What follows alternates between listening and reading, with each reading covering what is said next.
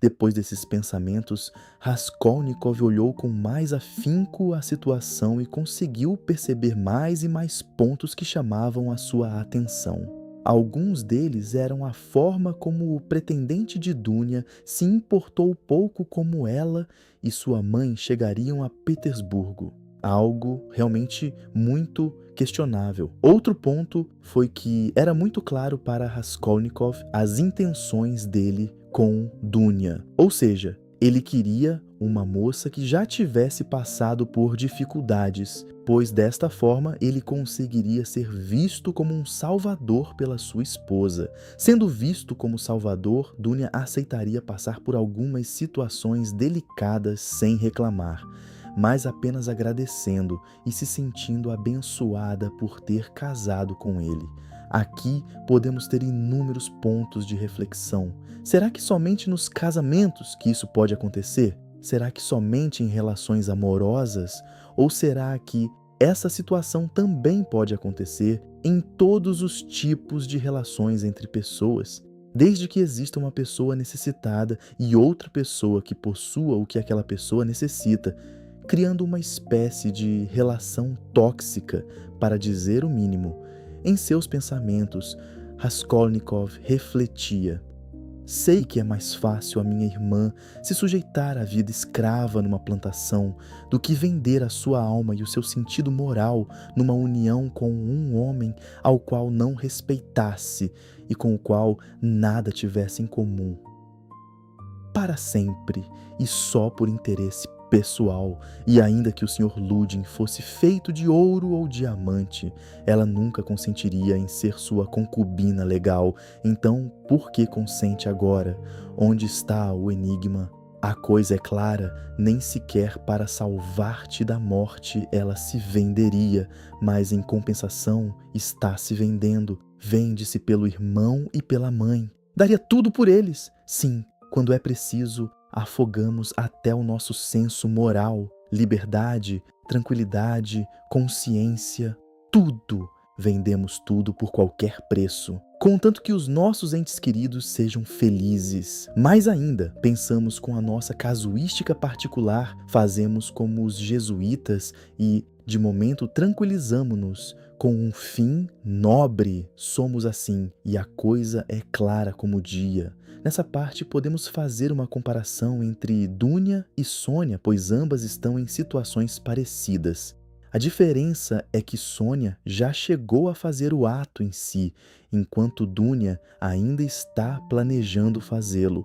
Mas a intenção existe nas duas ocasiões. E quantos de nós mesmos já não tiveram que suportar algo para garantir que nossos familiares fiquem seguros enquanto estamos passando por certas dificuldades? Essa é a parte mais especial desse livro, pois ao refletirmos sobre as atitudes dos personagens, também conseguimos encontrar as nossas atitudes. Voltamos à mente de Raskolnikov. O que poderia fazer para que não aconteça? Proibir? Com que direito? Que podes tu prometer para teres algum direito? Consagrar-lhes todo o teu destino, todo o teu futuro, quando tiveres terminado os teus estudos e conseguido um bom emprego? Nós bem sabemos o que isto é. Castelos de areia. Mas e agora? Preciso fazer alguma coisa, entende? Mas que fazes tu agora? Vive às custas delas. Elas se apoiam na pensão de 200 rublos. Como as defenderás tu, futuro milionário, que dispõe da sua sorte, daqui a 10 anos? Mas dentro de 10 anos a tua mãe poderia estar cega de tanto fazer tricô, de tanto chorar e de passar fome. E tua irmã? Vamos, é preciso pensar o que poderá ser da tua irmã daqui a 10 anos ou durante estes 10 anos. Conseguem imaginar? Devido ao excesso de pensamentos e se sentindo sufocado, Raskolnikov decidiu fazer o que fazia de melhor: sair para caminhar. No meio desta caminhada, ele percebeu uma jovem em um estado de embriaguez. A jovem provavelmente não possuía mais que 15 anos. Era pequena e loira. Essa moça se sentou no banco, cruzou as pernas de forma que mostrava mais do que deveria e acabou por se deixar cair no sono de tão cansada que estava. Do outro lado da rua, Raskolnikov visualizou um homem que deveria ter cerca de 30 anos. Forte, gordo, com aparência saudável, usava um bigode e possuía uma boa aparência. Neste momento, Raskolnikov conseguiu perceber a intenção desse homem com aquela jovem e começou a xingar o homem, com o intuito que ele saísse de perto da jovem. Um policial avistou a situação e segurou Raskolnikov com a intenção de apaziguar qualquer conflito que viesse a ocorrer. Então Raskolnikov explicou a situação para a autoridade. Eis o que foi dito ao policial. Aqui a tem, completamente embriagada, apareceu há pouco nesta avenida. Quem sabe de onde ela vem ou quem é?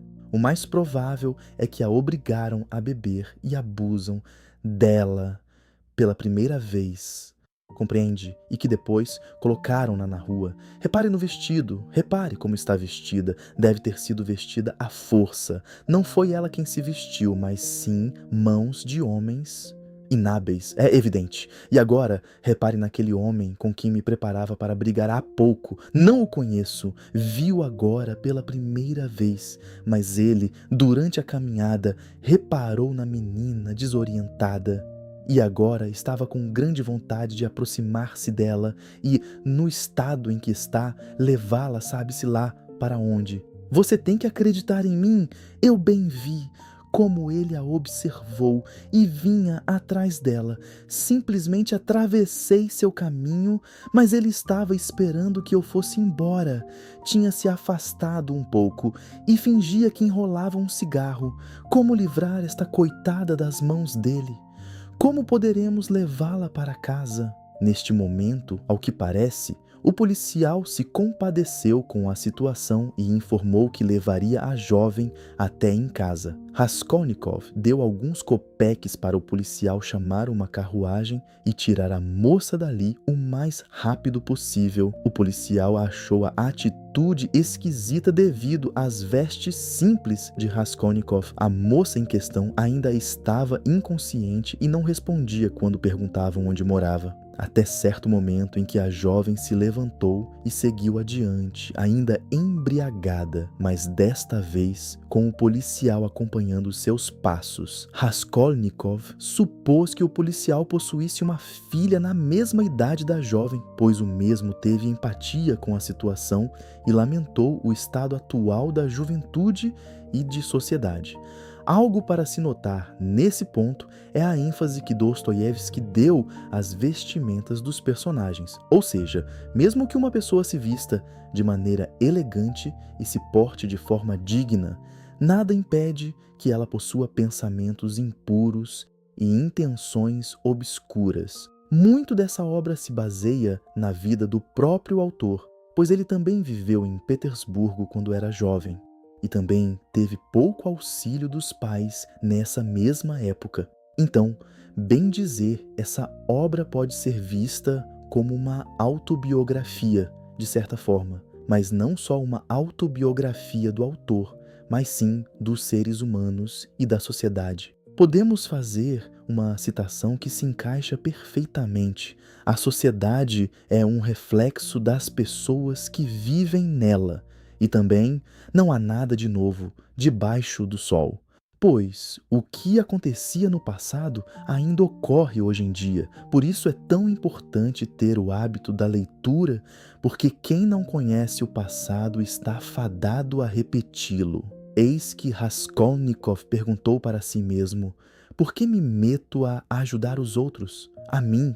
Quem é que me ajuda? Tenho eu o direito de ajudar alguém? Após essas perguntas, ele entrou em uma espécie de monólogo interior, algo que tende a ser muito recorrente com o decorrer do livro. Nesse monólogo, ele questionava: pobre moça, há de chorar muito, e depois a mãe ficará sabendo de tudo. A princípio, há de bater-lhe com a mão, depois açoitá-la com o chicote de maneira cruel e humilhante, e acabará por expulsá-la. E, se não a expulsa de casa de qualquer maneira, uma Daria Frantsovnas qualquer não deixará de farejar a presa, e a pobre moça começará a andar aos tombos. Depois segue-se o hospital. É o que acontece sempre àquelas que viveram honestamente em casa de suas mães, até o dia em que escaparam pela calada, e depois irão outra vez para lá, e outra vez para o hospital, a pinga, o bar e outra vez o hospital. Passados 2 ou 3 anos, estará doente, e com 18 ou 19 anos de idade, sua vida estará acabada.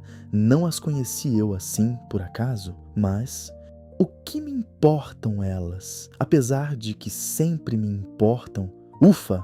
Dizem que tem que ser assim. Segundo dizem, tem de haver todos os anos uma certa porcentagem delas. Diabo! Tem de haver para que as outras possam ostentar e não serem incomodadas. Porcentagem. Realmente são famosas as palavras que essa gente emprega. São tranquilizadoras, científicas. Está dito, tem de haver essa porcentagem e é evitado falar muito nisso. Se em vez dessas empregassem outras palavras, pode ser que fossem inquietantes. E se Dunietka viesse a somar nessa estatística ou em outra parecida? Cada parte desse livro carrega uma crítica sobre algo que o autor vivenciou. Aqui, nesta parte, eu consegui captar a crítica sobre transformar pessoas em números. Desta forma, fica mais fácil a digestão e a aceitação da situação, pois, ao fazer esse tipo de transformação, não estamos mais falando de indivíduos, mas sim de dados estatísticos. Então, fica muito mais fácil relativizar. Ao fazer essa troca de palavras, é como se tivéssemos tomado um remédio que diminui o sintoma, mas não faz nada contra a causa. O mais interessante é que cada pessoa pode compartilhar suas reflexões durante a leitura, enriquecendo cada vez mais a obra. A partir deste momento, nos é informado como Raskolnikov era na universidade. Ele não tinha nenhum amigo, afastava-se de todos, não se dava com ninguém e não lhe agradava que o visitassem. Não demorou para que todos desistissem dele, não tomava parte em coisa nenhuma, nem nas reuniões gerais, nem nas discussões, nem nos intervalos. Estudava com afinco, sem ter pena de si mesmo. Por isso o respeitavam, mas não lhe tinham amizade. Era muito pobre e extremamente orgulhoso e nada comunicativo. Parecia que escondia um profundo mistério. Parecia que encarava alguns dos seus condiscípulos como se fossem crianças, por sobre o ombro, como se estivesse muito acima de todos eles, tanto pela inteligência como pelo saber e pelas ideias, e considerasse as suas convicções e interesses como inferiores. Aqui podemos ver claramente uma pessoa no modo caverna, por assim dizer. Mas tirando as brincadeiras, vemos alguém que vestiu uma armadura à sua volta. De repente, por ser pobre, ele tinha medo de acharem que era inferior aos demais. Então, buscou se tornar superior a todos, mas fez isso de uma forma não harmônica e acabou ficando desequilibrado. É possível citar 2 máximas nessa reflexão. Cada excesso esconde uma falta e a soberba precede a ruína. Agora, vamos conhecer o melhor personagem masculino deste livro, na minha humilde opinião. O nome dele é Razumikin. Suas características são extremamente animado, bom e ingênuo. Embora escondesse profundidade e dignidade por debaixo da simplicidade, era muito esperto. Embora às vezes o tomassem por ingênuo, o seu aspecto exterior era impressionante. Alto, seco, sempre mal barbeado, de cabelo preto. Razumikin, bem dizer, é a idealização da amizade e da lealdade. Agora citarei o que o autor informou sobre a mentalidade de Razumikin. Ele era capaz de viver num patamar de escada, aguentar todas as angústias da fome e o frio mais excessivo. Extremamente pobre, mantinha-se sozinho, fazendo alguns trabalhos que lhe davam dinheiro. Conhecia uma infinidade de expedientes aos quais se pode recorrer sempre. Claro que pelo trabalho, mas houve um inverno inteiro, durante o qual nem uma só vez acendeu o fogo. e afirmava que o tinha passado muito bem, porque com o frio se dorme melhor. Na presente época, vira-se obrigado também a deixar a universidade, né? Mas não por muito tempo, e esforçava-se o máximo possível por melhorar a sua situação, a fim de poder recomeçar os seus estudos. Havia já 4 meses que Raskolnikov não o visitava, e Razumikin, por seu lado, ignorava onde ele morava. Uma vez, havia 2 meses, encontraram-se na rua, mas Raskolnikov voltara-lhe as costas, passando para o outro lado para que não o visse. E Razumikin, embora o tivesse visto muito bem, passou direto para não incomodar. Acabamos o capítulo 4. Fizemos um resumo e uma resenha do capítulo 1 até o capítulo 4.